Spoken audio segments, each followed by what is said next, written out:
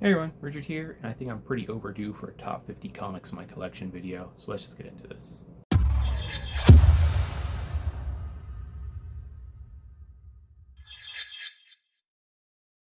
Alright, so I'm doing a top 50 comics in my collection today.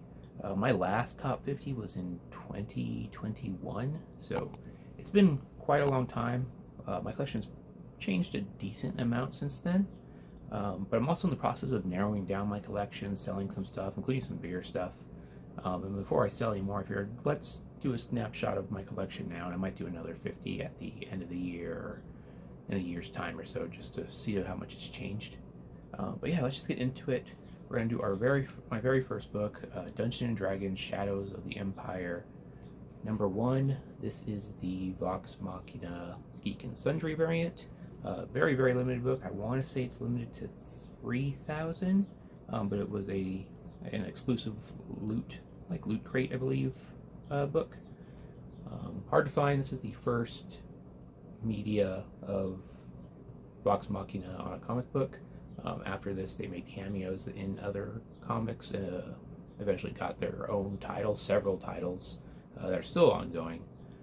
They have an Amazon show, so yeah, pretty big book. I don't think a lot of people know about it, and not super easy to track down. So that's the first one. This top 50 really isn't in any kind of order. Also, something to note about my collection, the way I collect is usually looking for deals. There's only one book in this entire top 50 that topped out at $1,000 what I paid for it. Everything else is less than that. Pretty much everything in this collection has appreciated in value since I got it, which is something I'm proud of. But it's also why I'm going to start selling some stuff to get some bigger books. Alright, next book, Fantasy Quarterly, number 1, First Elf Quest. This is actually signed on the inside cover by the Deenies. Very nice book. Big fan of ElfQuest, the story itself, and sort of the history behind ElfQuest. So yeah. Alright, next book. I actually struggled a lot to find books from this publisher that would make the cut from my top 50. I have quite a few, but a lot of them are just beat out by other books in my collection. Here's the first one, She's Josie, number 1. First appearance is debated. I generally tend to lean that this is actually the first appearance just based on publishing dates, but still, very nice book. She's Josie, number 1. And to go with that one, Josie and the Pussycats, number 45, the first appearance of the Pussycats. Yeah, another nice one. One more Archie book. Like I said, I kind of struggled to find Archies that I thought really merited being in my top 50. I have a lot of covers I just enjoy, but top 50 is tough.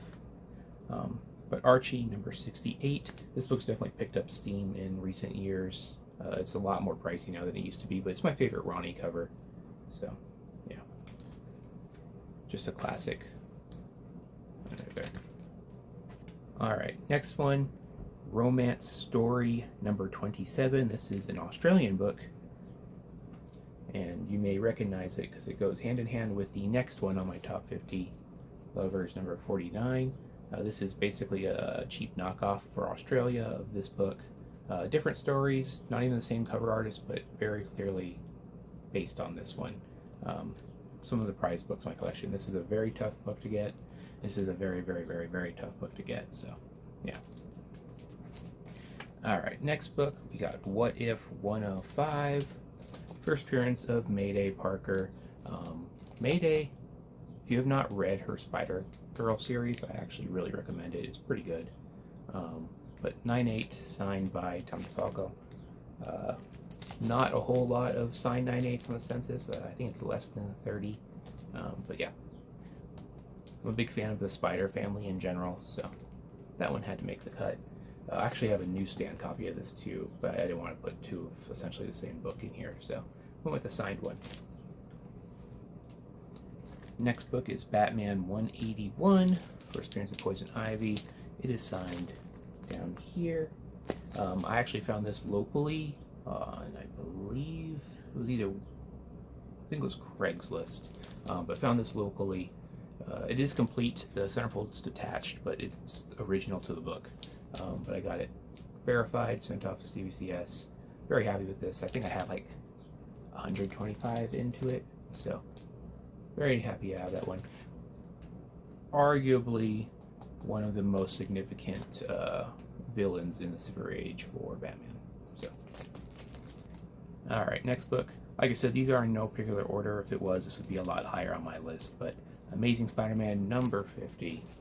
We all know this one.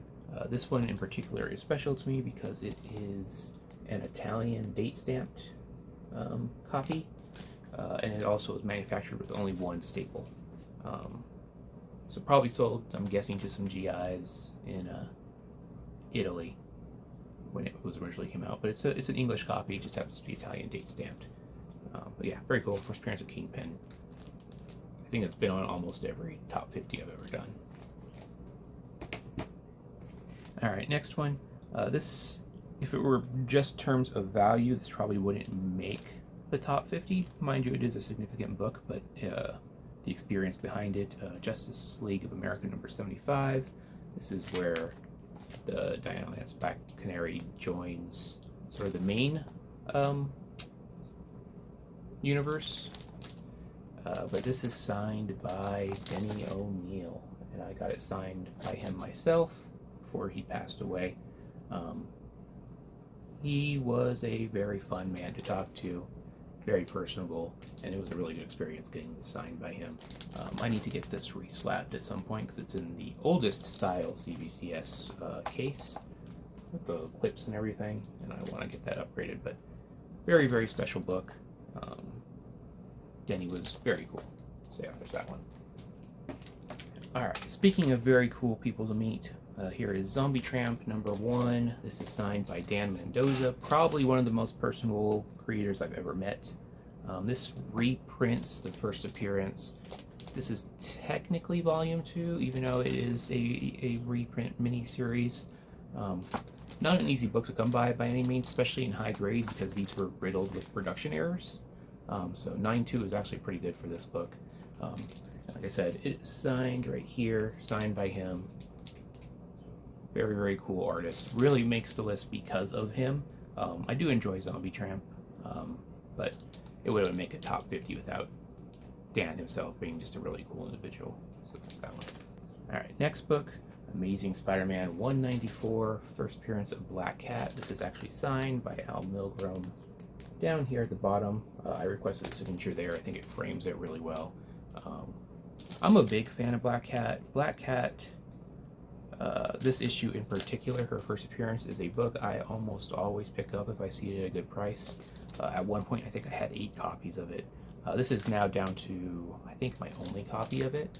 I sell them every now and then, but I don't know. Something about this book, if I ever see it at a good price, I almost always pick it up. It's just one of those books for me, and it's just a great cover. So yeah, that one makes the list. Alright, next up. This book is low grade, but is sort of the perfect grade for me.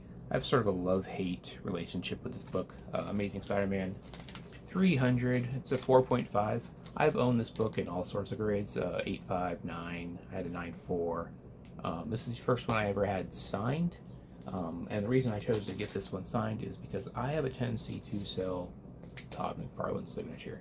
I fully acknowledge Todd's contribution to comics, but I am not a huge Todd fan. So I purposely got a 4.5 book signed by him because I wouldn't be tempted to sell it. And I lucked out that he gave it the full Todd signature. Didn't get lazy on it. So full Todd signature, I got the Todd label. This is my keeper signed Todd book, because I won't be tempted to sell it because it's not way overpriced in my mind. So, alright, on the avenue of cool signed books, here is Sandman number 8, first appearance of Death. This is signed right here by Neil Gaiman in this really nice green that pops. That was a request I made, which he honored, which I was really, really happy about. I am a big Death fan.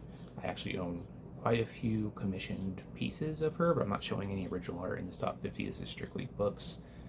But this was the issue that I read multiple times. This is actually contender for my single favorite story ever in comics. Not necessarily like an arc or something, but just a single standalone story. Her first appearance is way up there for me. It might be number one. So yeah. Sandman number 8, First Appearance of Death, signed by Neil Gaiman. And to coming at, because I am a huge Death fan, I had to throw in a Death variant. Here is the Sandman Universe Nightmare Country, number 1, the 1 in 100 variant by Jenny Frison, signed by Jenny Frison down here at the bottom. This book has all kinds of, I guess, re-releases. There's a foil cover and whatnot. This is the 1 in 100 variant, the original one. Really nice book. I actually pre-ordered this before I knew what it was, so I only have, I think I paid $70 for the pre-order. Worth significantly more than that now. So very happy with that one. Quite possibly my favorite Jenny Frison artwork right here. So there's that. Alright, next book. This one is All-Star Western at number 10, first appearance of Jonah Hex. I picked this up at Tucson Comic-Con years ago for a really good deal. I live in the Southwest, so a Western key issue with a really cool saloon cover, like, no-brainer for me. I've always wanted this book, and it makes most of my top 50s just because I think it's a really, really good snapshot of sort of that Western genre. I live like an hour and a half away from Tombstone, so like it's in my collected mind for whether I want it or not. So this one definitely had to be in there. I had to throw some sort of Western in here, and this is a pretty significant Bronze Age key, so there's that. Right, another pretty significant DC key here, Detective Comics 359, first appearance of Barbara Gordon, Batgirl. This one's probably about a 2.5, somewhere in that range. I had planned to upgrade it at some point, but I really don't need to. It's a solid copy. But yeah, I actually prefer Stephanie Brown Batgirl to Barbara Gordon, which probably an unpopular opinion there. But you gotta salute the quote-unquote original. I guess there is a Batwoman prior to her, but this is the original anyone cares about. So there's that one. Another book that has been on most of my top 50s, probably my first top 50 ever, I think, had this book on it. No one was talking about it then. It got a little buzz for a little while. I think it's cooled down again, but it's still one of the best Silver Age cover arts I think there is. Showcase presents number 79, first appearance of Dolphin, J. Scott Pike cover. Also the cover artist of Lovers 49, which I showed earlier. Just, yeah, really, really like this one. I plan to get this graded at some point because I think it's a fairly decent copy. It has a few spine ticks, but I don't know, just such a nice looking piece of artwork. And again, it's a key on top of that, so great book. Alright, next book. I actually struggled between deciding whether or not to show this book or her first appearance in this 50, because I was only going to show one. I decided to go with this one just because I think it's a really good cover and her first appearance isn't a good cover. Satana number 5. This is the Brian Bolland variant. This is my favorite Satana cover. Not an easy book to come by either as far as variants go. So yeah, really like that one. Had to make it into the top 50.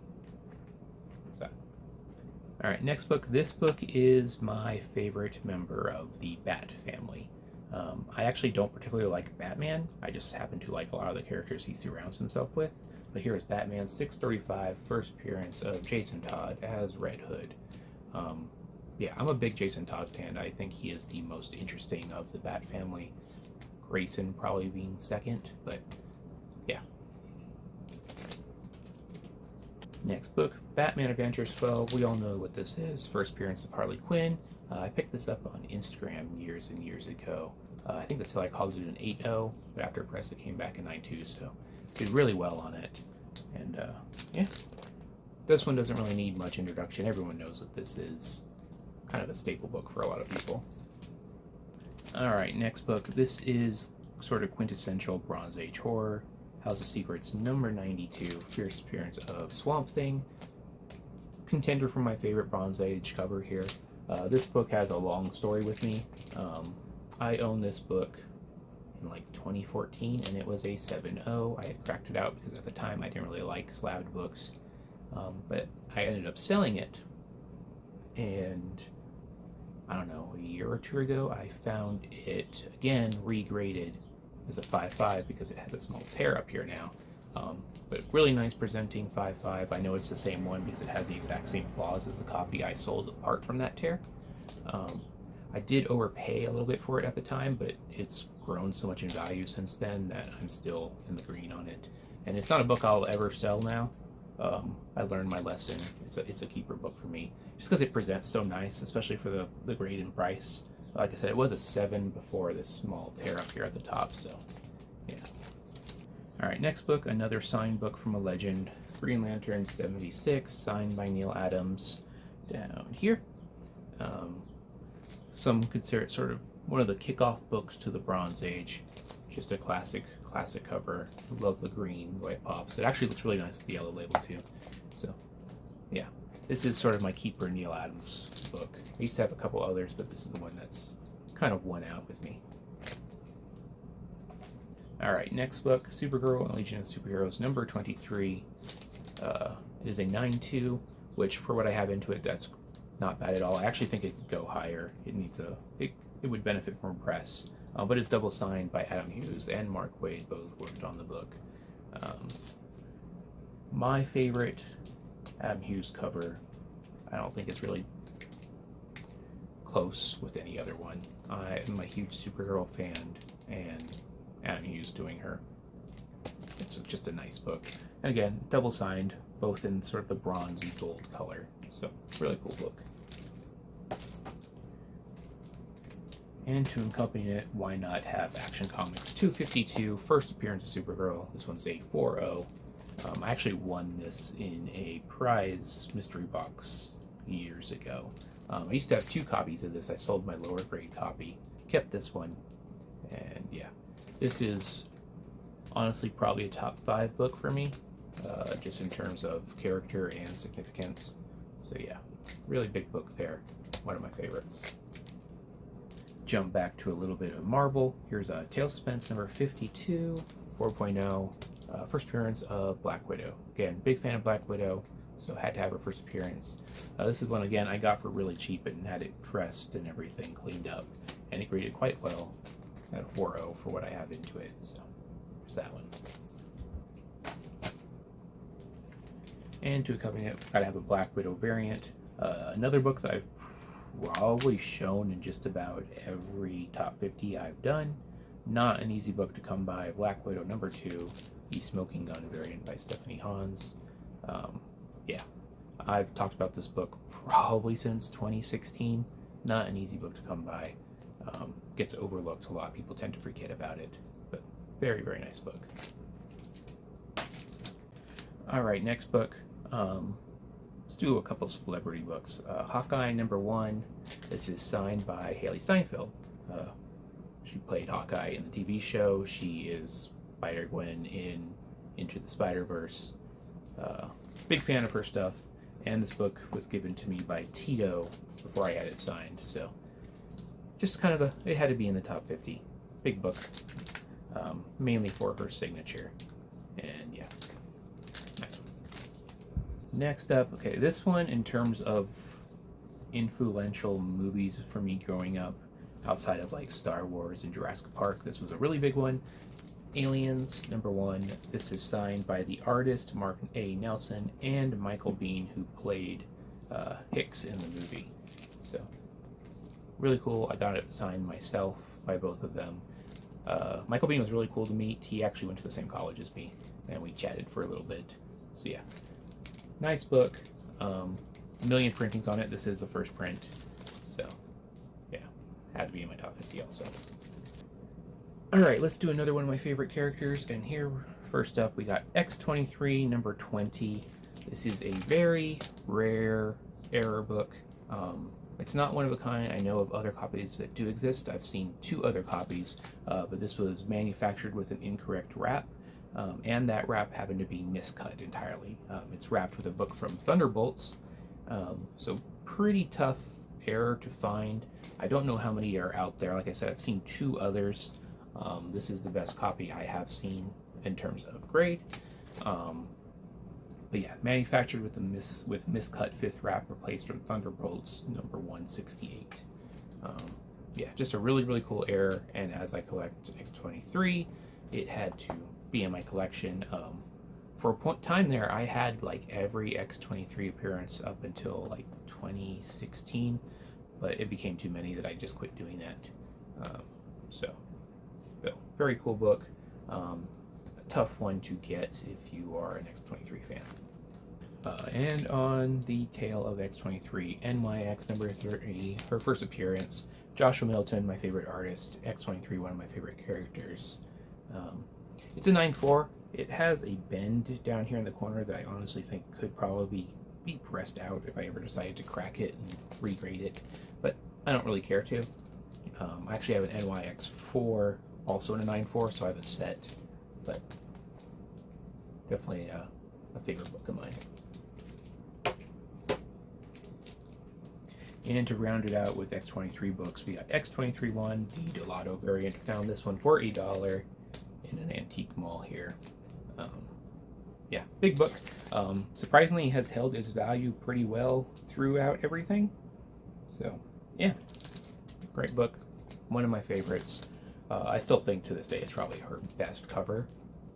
So, yeah, might actually be Delato's best cover too. Just thinking about it. So yeah, nice book. All right, next book we got Amazing Spider-Man number 129. First appearance of Punisher. I paid, I think, $125 for this at a swap meet here in, I'm guessing, 2017, maybe 2018.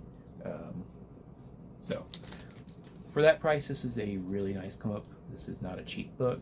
It probably has the worst miswrap of any copy I've ever seen. But it's my copy, and I'm super happy to own it. Yeah. All right. Another book I got for really cheap back in the day. I think I have 150 into this book. Werewolf by Night number 32 in a 6.5. I bought it raw and had it graded myself. Big fan of Moon Knight. I own his whole first volume 1, a lot of his first issues prior to that. I have been a fan of him for quite a long time. I think I really started reading his stuff in 2014-ish. But yeah, big key right there. And speaking of big keys, let's go ahead and throw this one in here. In terms of value, this is way, way higher up on the list, probably near the top. But Daredevil, number 1. Prince Daredevil, Matt Mercer, Foggy Nelson, Karen Page. Yeah, so big book. I never had this pressed or cleaned or anything, so honestly it has potential to be higher. I don't really care. It's my copy.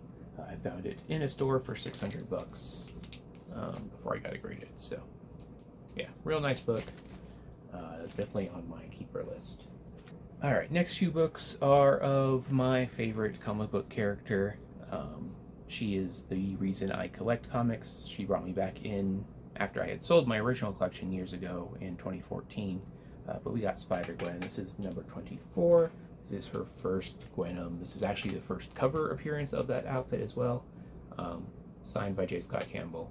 Probably going to send this one off to actually get slabbed here relatively soon. So figured I'd show it now in its pre-slab state. But this is actually one of his pricier store variants that he ever put out. Probably because it's also the only first appearance of Gwenom that actually has her on the cover. So, yeah, nice book.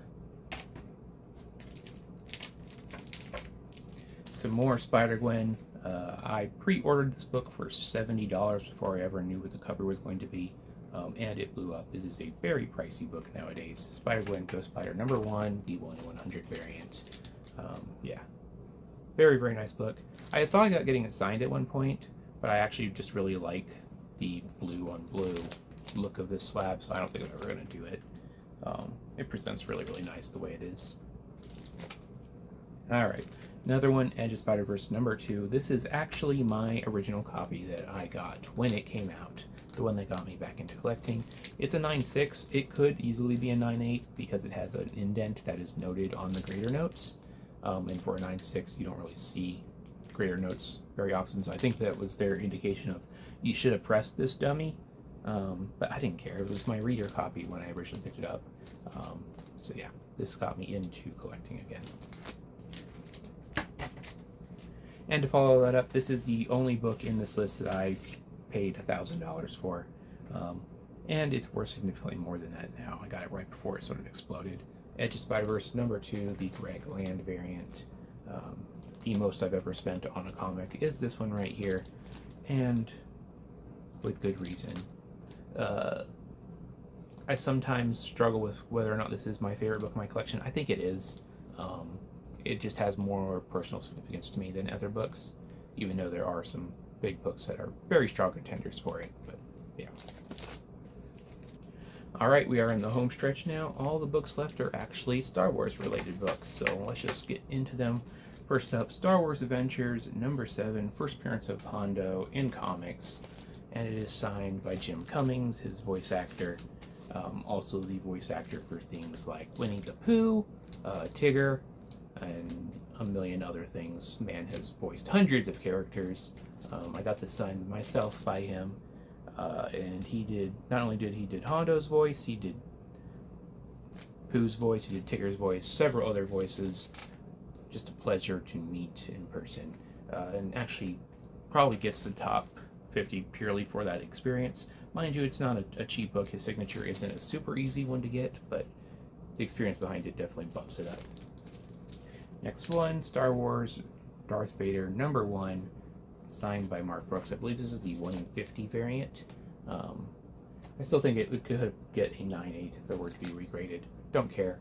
9.6 is fine by me. Beautiful, beautiful cover. Yeah, definitely an underrated modern variant. Alright, next book, Star Wars Thrawn #3, first appearance of Governor Price. And it again is signed by Mary Elizabeth McGlynn. I always have to look at that because there's too many syllables in her name for me to remember, even though I'm a big fan of her for years beyond just this character. She also wrote for the Empire on it. It's signed right here. Unfortunately, it's in blue, so it's a little hard to see unless you look at it in person. But still, very cool book. She gave me some free signatures when I met her, just because of, I guess, how big of a fan I am, which is really cool. Again, probably on this 50 purely for the experience behind it. Mind you, I'm a huge fan of Star Wars, so something signed by one of the actors obviously is going to rank high with me. Alright, next book. This one's, I think, the most recent pickup in this top 50 for me. I got it this year, actually. Star Wars Heir to the Empire #1, first appearance of Thrawn. This one is sort of on my grading list just because I think it's a very nice copy of this book. But yeah, very nice book. It's cooled down a little bit, but not as much as you would think, with him already sort of showing up and having his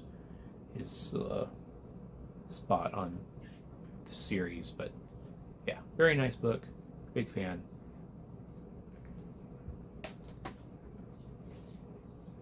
Alright, next one.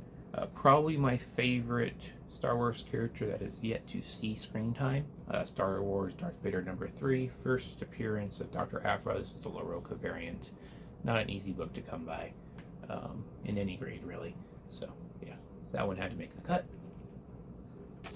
Next book, if we're doing a top 50 including Star Wars, you might as well show the original Star Wars #1 in a 9.4. This is actually signed by Tom Palmer, who passed away not too long ago.